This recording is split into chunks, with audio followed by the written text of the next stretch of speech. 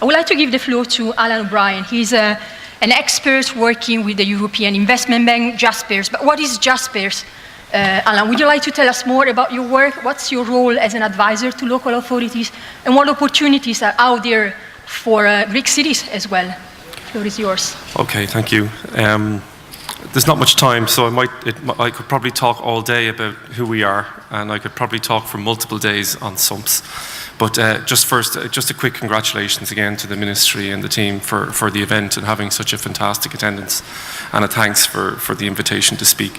I work with Jaspers. We're a team of about 100 technical and policy experts. We work within the European Investment Bank, and we provide technical advice at a very working level to various member states in the EU, and on SUMPs, in addition to a lot of other initiatives such as major projects. So we have a good working relationship with the Ministry of Transport. I am going to talk for a few moments about the issue of integration of SUMPs with other strategic planning activities. It's a very specific area within SUMPs, and I'm going to try and deal with it quickly here. SUMPs is very much a brand name, but it fits within a broader concept of strategic planning. And actually, strategic planning can take many forms. The concept of this strategic transport planning is not new. It's been done for decades. It includes things like national and regional plans, economic plans, transport plans. And then within the transport sector, we have sector studies, rail, bus, metro plans, as well as, say, land use issues and so on.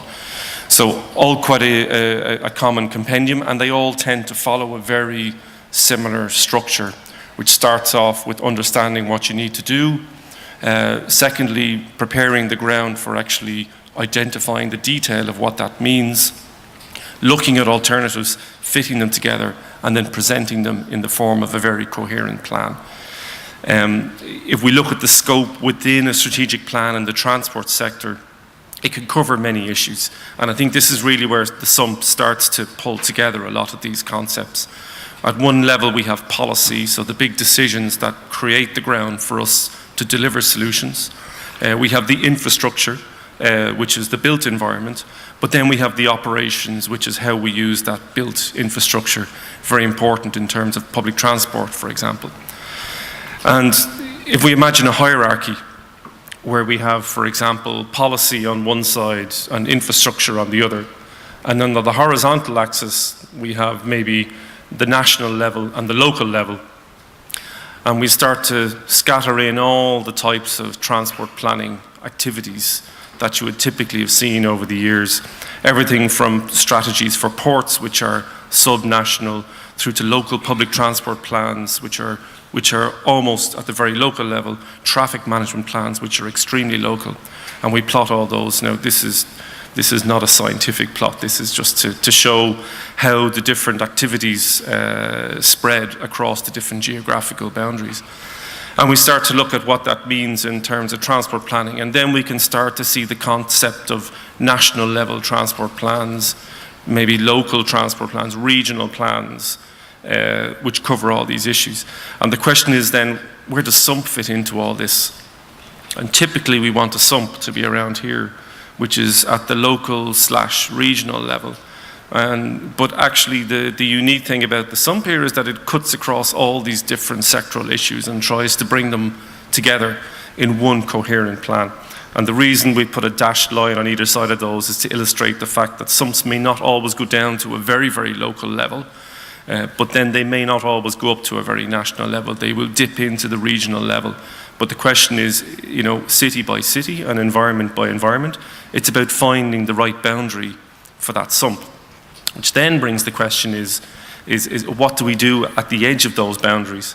Because we essentially will have two types of boundaries. We'll have a geographical boundary and a sectoral boundary. So the geographical boundary being something like this, where we have two administrative areas with a boundary between them. And we have then the prospect of how do we deal with this as an urban mobility plan. If we have two separate urban mobility plans for those two geographical areas, how do we deal with something like the definition and development of a public transport corridor? How do we deal with allocation of employment growth? Because different administrative regions are competing for the same economic growth. So actually you can find a strategy that responds to that growth in both of those areas, even though in reality the employment growth will only happen in one area or it will be shared. Things like ITS, transport information systems, which are regional level, how do we develop those which require very, very working level activities within the municipalities if we have a sump that's done at a municipality level or administrative boundary, and so on. The other one is a sort of a hierarchy where we maybe have a national or regional level strategic activity, and then we have a local level within that. So the boundaries are more policy level, so things like intercity termini of railway stations, which are dealt with at a very national strategic level, but have a huge impact on the local level. So how do we deal with these sort of interfaces? The other one here again, population, employment growth.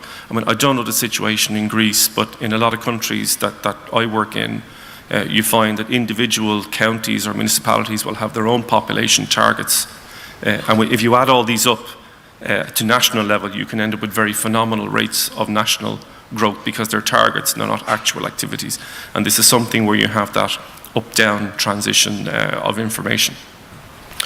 And the sectoral boundaries can be, I suppose, I've used the term extra sector.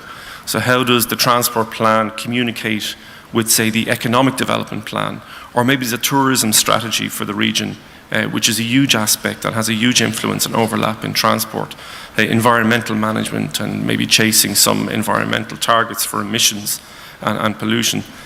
So these all have an impact. And then within the subsector, the different elements of the transport sector, there's all a relationship between those. So again, this is what the mobility plan tries to address. And addressing these, I mean, just some examples here we've presented. So for example, the interface between the SUMP and the National Transport Plan. And what we tried to show here is where the interfaces may exist and the sort of issues that they exist on. So for example, I've mentioned in the National Transport Plan, there's a lot of consideration of strategic infrastructure. Things like major city ring roads, these are actually very, very strategic level infrastructure. It's very hard to deal with them at an urban level, but actually they sit right in that interface between local and national. So actually both of these planning activities need to understand how to address these, what's the type of demand that will occur on them, how do you plan for development around this sort of infrastructure. When you then go from the mobility plan down to project level, the question is how far can a mobility plan take a project concept? So for example, should we be actually defining corridors for new tram projects or for new metro projects? Or should we actually just be setting broad objectives to say we would like to connect this part of the city to this part of the city with this sort of infrastructure? And then that then is passed on down to a project-specific study which starts to look at more detailed alignments. And this principle of subsidiarity is very important. And this relates back to the point earlier about where the boundaries of the SUMP actually are, and to respect the work that's done upstream of that, and to allow space for the work that's done downstream of that. Because what we've seen is a lot of SUMPs can actually identify measures in too much detail, which then creates restrictions when the project level activity starts. And of course, you can't identify things in too much detail until you've done the proper analysis around that. Okay. Okay, this is gone. Do we have a... Oh, there we go, sorry. Okay, sorry, and this is a point that was made by Thomas earlier as well, in terms of the interaction with other plans. You know, we should never put ourselves in a situation where we have to delay the preparation of a plan because we're waiting on another plan to finish.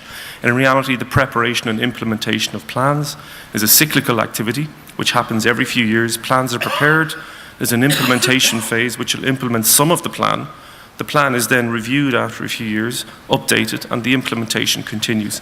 And during that cycle, other plans are undertaken and reviewed, and they inform each other every time around. So the story and the strategy evolves through the repetitive preparation of these plans.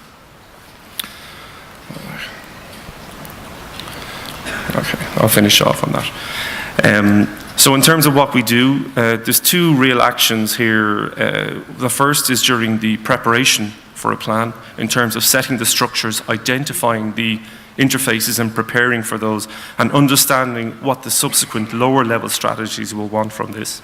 And then during the actual implementation of the plan, when the consultant is employed and the working group is working and the steering committee members are meeting, it's about continuously making sure that that feedback loop is there, both horizontally and geographically across those boundaries, and hierarchically through the other sectors.